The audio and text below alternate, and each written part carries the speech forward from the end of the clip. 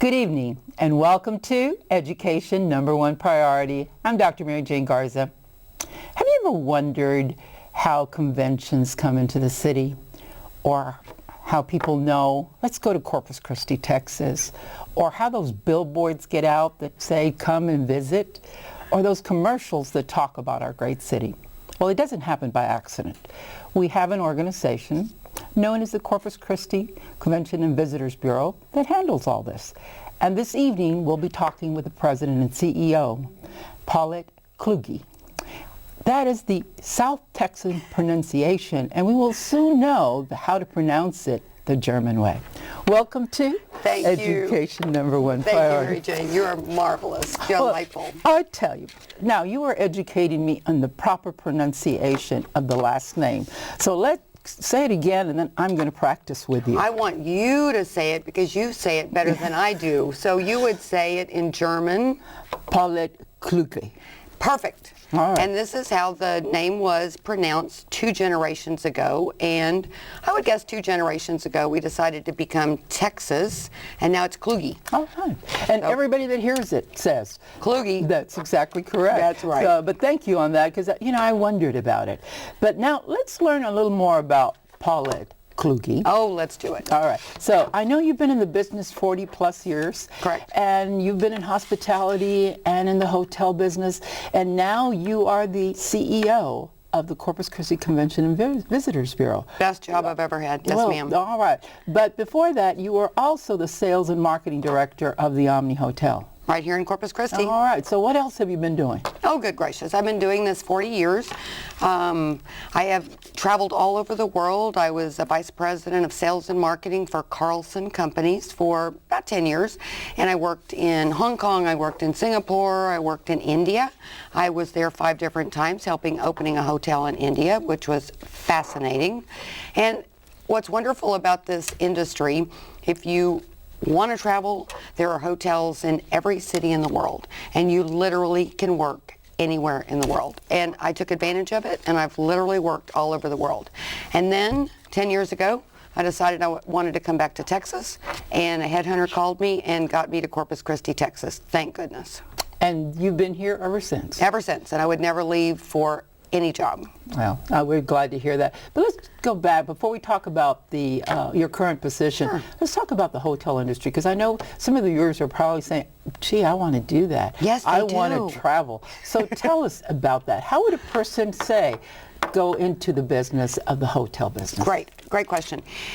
One of the things I love about the hotel industry is you can literally go in entry level as a housekeeper, as a front desk manager, I mean a front desk agent, as a bellman, and you can become a general manager of a hotel. And almost every general manager you talk to, I bet they'll tell you they started out at the front desk or as a waiter or as a bellman.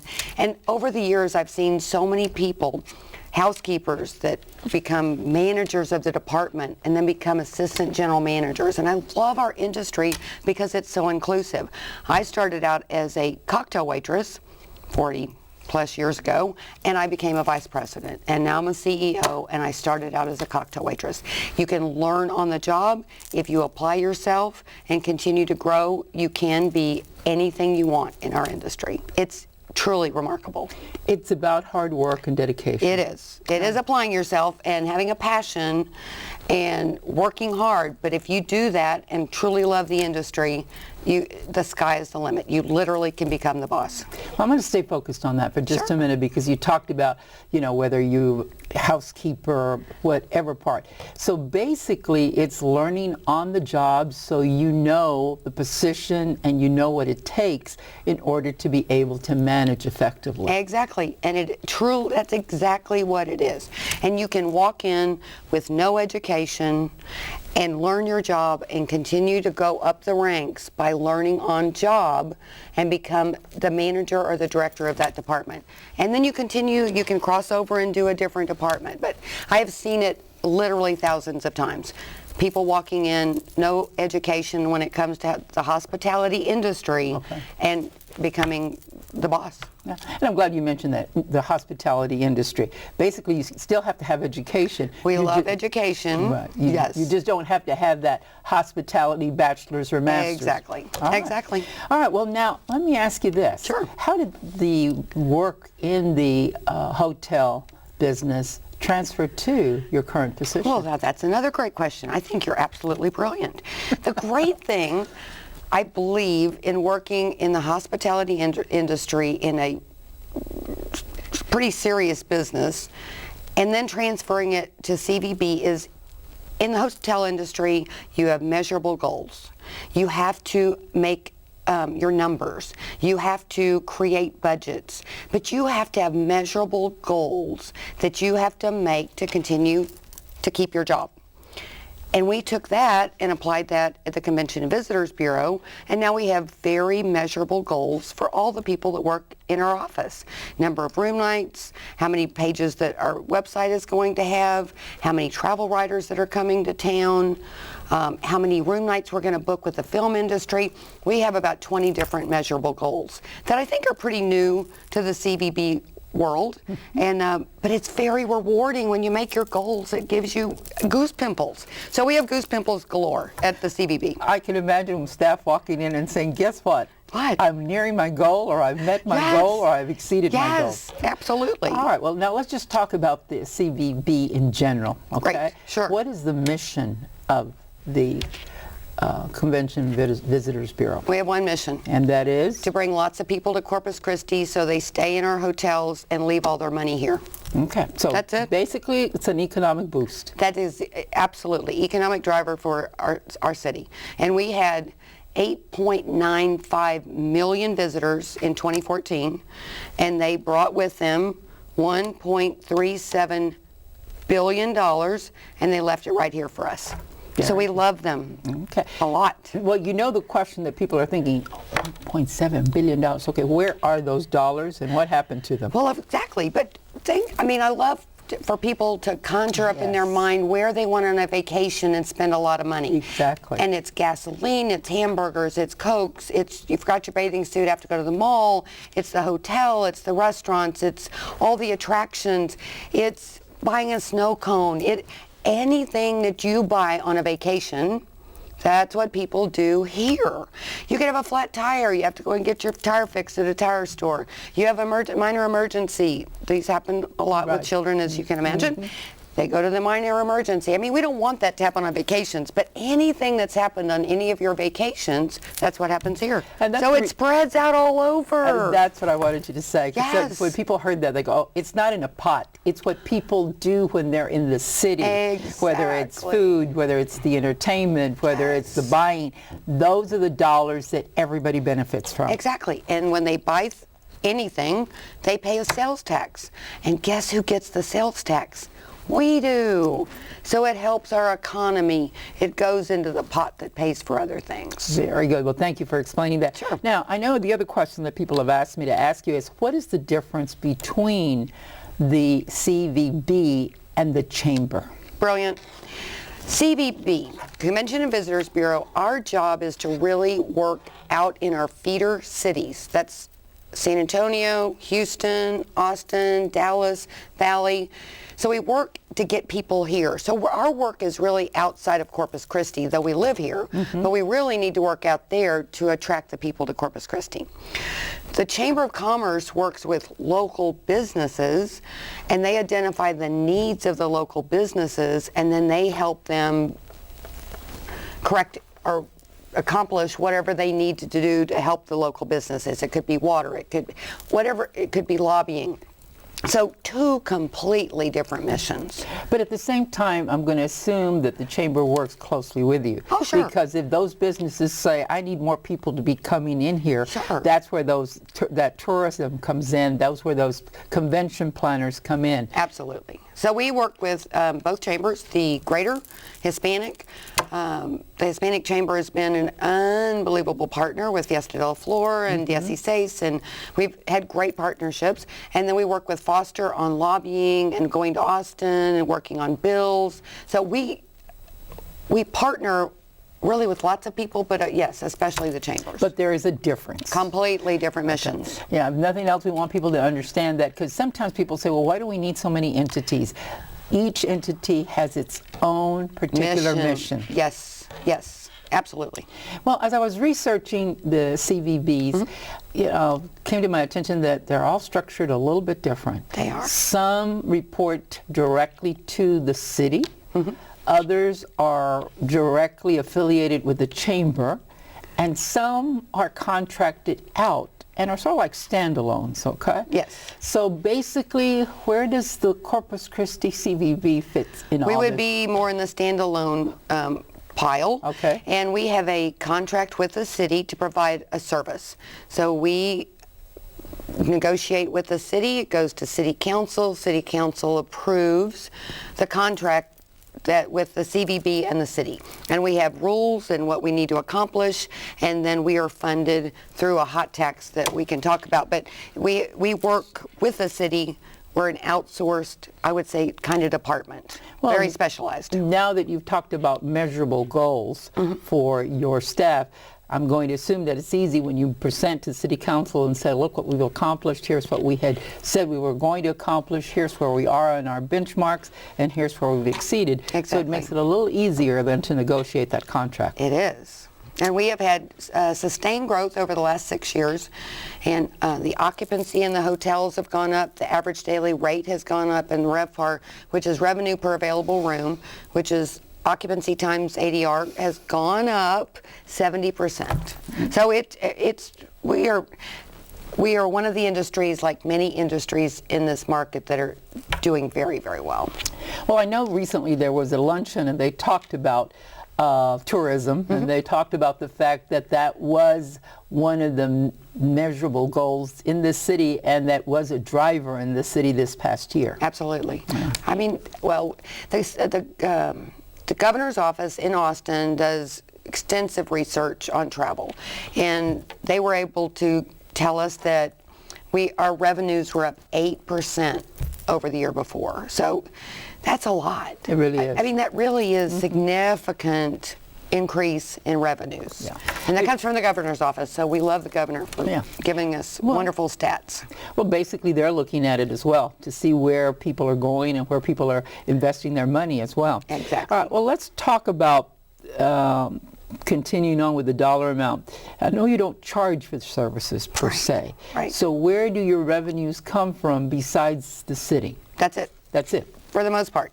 There's tiny other pieces, but we are funded by HOT, Hotel Occupancy Tax. Okay. And when you go to a hotel and you get your bill and you pay for your room, and then there's an additional tax that is called HOT, or Hotel Occupancy Tax. It is in every city, in every hotel in the state of Texas and beyond, but in our state. So that HOT, Hotel Occupancy Tax, we get a percentage of that. Part goes back to the state, and part stays in the city, and we get a portion of what stays in the city, and that's how we're funded. And that really is how all CVBs are funded all over the state. All over the state. Because HOT, Hotel Occupancy Tax, can only be used to promote tourism and conventions. So HOT has to be used for what we do, and so that's how all CVBs are funded. So it stands to reason then, the more people you bring into the city, the more money we get. And the more that can be done. And more can be done. Exactly. Well, let's talk about conventions for just a minute, okay? So you want a certain convention. So tell me, how do you go about doing that? There's got to be a skill set to this. There is. We have brilliant salespeople. We have a sales team, just like a sales team that would go out and sell cars or sell shoes or sell helicopter parts. I don't know. But it's a sales team, and they go and make sales calls on associations, on corporations, on church groups, anybody that would have a meeting. We go and make the sales calls and say, when you have your next meeting, have it in Corpus Christi. San Antonio, no. New Orleans, no. Dallas, no. Austin, no. We want to have all of your meetings in Corpus Christi. So it is a direct sales call on people that produce meetings for a living. And then the process can be short or can be extremely long. And there's RFP processes where we get the RFP, they send it out to several cities, and then that whole process can take 6 months, it can take 5 years. So we are just like a salesperson, our sales organization that is trying to sell anything, but it is a commodity. We get the contract and then they bring their conventions here. But it's a commodity of advertising, marketing the city of Corpus Christi. That's our entire job. The sales team really concentrates on a convention on this set date that will bring this to town. And then the other half, you're right, the other half of what we do is market to the individual traveler. And that's the bigger of the two jobs, both equally important. The sales team does conventions, and then the bigger job is marketing the destination to the world. Okay. And let's talk about that, because sometimes people think, okay, conventions, but really when somebody has a guest in their home, like in my home, yes, I should be an ambassador, bringing people and taking them to different places. So say that I don't know everything that's here. How do I go about finding out? And this is for our people here, so they can become good ambassadors for our city. Where can they find out about all these different things that our city has to offer that they themselves may not have had a chance? Two great resources. One is Visit Corpus Christi. Go to Google, put Visit Corpus Christi in, and our website will come up. And it is brilliant and beautiful and extensive, and it has great trip ideas and what to see and do, and all about attractions and restaurants and birds and on and on and on. And then the other way is our visitor center, which is right on Shoreline, right by the American Bank Center. All right. And we have this wonderful, beautiful building. We call it the most beautiful visitor center in the entire universe. And we have brochures and people and staff, and they'll sit and talk to you. It's like a concierge service, and they will sit and tell you. First, they want to find out, what do you like to do? What would you want to do? Are you going to do mountain climbing? Not literally. Or do you want to sit around and watch something? Or do you like art? So it's a concierge type service, and we will help you figure out the most wonderful thing to do in Corpus Christi that suits you perfectly. Good. So basically, people that have coming to their home, they can go there and get that. Sure, absolutely. Okay. Hotels will take care of the guests there, but we as ourselves can do that as well. All right. I know there have been some major accomplishments at the city, so let's talk about that, and so everybody can hear about that. And let's brag a little bit about what's going on. Great. Well, we've made a few changes. We have a new advertising campaign, a new logo, new ads, which are new, and I think we won 8 or 9 awards last year for them, or this year for them. So that's new. We started Food Truck Friday, which is super fun, and that's Jessica Alford's idea. We were having lunch. She said we need to have food trucks. We said, great, so we have Food Truck Friday. We did Fiesta del Flor, which was the celebration of the life and legacy of Selena, and we had 52,000 loving fans that came here for that. Economic impact was $13 million. Great music, great videos of Selena, great food trucks, great mercado. Anyway, it was great. And so we'll be doing it again next year. So that was a great new accomplishment. You talked about the billboards, and that is a brand new piece that we started this year. We have 11 billboards. San Antonio, Austin, Houston, and the Valley, and they're the digital billboards. So we have 3 million impressions a month that talk about all that's going on in Corpus Christi. So when you're driving to work every single day, you see our billboards, and it's talking about Jazz Fest or Bike Fest or Dia or Selena or Georgia O'Keeffe, or it just goes on and on. So we have a whole list, and so people are getting the impression and the idea and the news that there's something new and exciting going on in Corpus Christi every single week.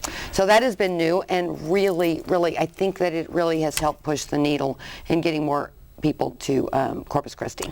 And for people to not say there's nothing to do with Corpus Christi, right? I know, oh my gosh, there is so much to do every single weekend. I mean, really every day. And we have the farmers market. There's so much fun, new, exciting, young, wonderful, vital, fabulous things to do in Corpus Christi. It's just exciting to be here. Basically, now let's shift a little bit, because Sure. I know we got the billboards and all, but then you do advertising in magazines as well. We do. All right. We do. So let's talk about that and why that's important for people, because that, I know I've seen them. I've seen your ads on there, so it doesn't make, it's not just here in Corpus Christi, and it's not just San Antonio Right. and the Valley, but people throughout the state are finding out about Corpus Christi. To me, it's a two-step process. And our advertising is awareness of Corpus Christi. We push them to our website so they can discover Corpus Christi. Right. And our website is brand new. That's another new piece in the last year. It was built by the same company that state of Minnesota, Scottsdale, Tampa, Central Park in New York. This world-class builder of customized websites. So it is brilliant. It's gorgeous. So when you go on the website, when you travel, let's say I'm going to take a trip, and you can say I'm going to go to maybe San Antonio, maybe Austin, maybe New Orleans, maybe San Francisco. So don't you go online and do a little research and see which city would I most enjoy going to? And that's what people do. So what our website needs to do is to really bring out our personality and make it so exciting that people say, I have to go to Corpus Christi. That's where I choose to take my vacation. So we spend time, effort, resources on our website. It really is the most important marketing piece that we have. I've been on your website, but not only does it talk about Corpus Christi, Port Aransas. Yes, it's a region. We have a very regional. You are so smart. But we take a regional approach because it is important. We feel like we're the hub of the region, but we want people to spend the extra day and go to Rockport or Victoria or Goliad or Port Aransas and spend that extra day here and enjoying our city. So you're gosh, you're smart. Golly. Again, you talked about 7 to 8 awards, and you just sort of whizzed by through them, okay? But that's something to be very proud of. So these awards were given by? Well, the Addies, the Advertising Federation, and we had a new logo, new billboards, new website. Yes, we got 8 statues for our wonderful new campaign. So yes, it was pretty wonderful and exciting. Well, that's why I asked you, because I wasn't even aware of that, and nowhere on your website does it mention that, because I went through that to look through that. So you may want to put just a suggestion. I think it's a great suggestion. Well, I think it's something to be very proud of. I know as a Corpus Christian, I would be very pleased to see that on there. We've talked about the past, and we've sort of talked about the present, but tell me what's in the future. What's going to be happening? Well, what are you planning? We have a whiteboard in our office. We have several goals. One of our goals is to every weekend for the city to be sold out. Okay. Another goal is that our website wins a national award. Okay. And the third goal is that we are the #1 tourist destination in Texas. Those are 3 of our big goals. So we have a whiteboard, and what would you like to see on the third weekend in November? So we're talking about doing Taco Fest, food and wine festivals. We've talked about doing a festival for the whole month of December and having something every single day, and lighting and trees and carolers and Santa's workshops and handing out candy. I don't know. It's in the dreaming stages now. But really, we have a working list of the next pieces that we need to bring to Corpus Christi, but we want every single weekend to be sold out. Good. It sounds like partnerships. Absolutely, Good. absolutely. Well, I know there have been some new additions to your staff and some new things happening. So let's visit about that because we're about to close this section of the program. Great. But I don't want that to go unmentioned. So Great. let's first talk about your chair. Yes, Angie Flores. She's been on the board. She had been on the board for, I think, 4 years. And from day one, engaged, she passionately cares about our industry. And there's some board members that sit, and there's some board members that really get involved and care. And Angie was one of those from day one. And she's an involved person. And now, oh my gosh! Now you have a person that's going to be reporting on January the 1st. Yes. And that's Teresa Bartlett. And she is currently the CEO of the Hispanic Chamber. She has the perfect skill set for an opportunity that we think we have. When we talk about the feeder markets, that people that come here, San Antonio and Houston are number 1 and 2, and then you have Austin. Then we have the Valley, and it really is a distant 5th, and it's 2.5 hours away. To me, that is a perfect new market that we have to develop. And Teresa just happened to work for the the chamber there, and she knows everybody in the Valley and in Mexico, everybody. I mean, nothing of an exaggeration there. And so she's going to join the staff to develop the market of the Valley in Mexico. I'll tell you what, I could continue visiting with you on this, and I will invite you again so we can talk about what's on schedule for 2017, since we already know what 2015 and 2016 will bring. Thank you so much for joining us. Thank you. Well, this has been Education #1 Priority, and we've talked about our Corpus Christi Convention and Visitors Bureau. Thank you for joining us this evening. I'm Dr. Mary Jane Garza.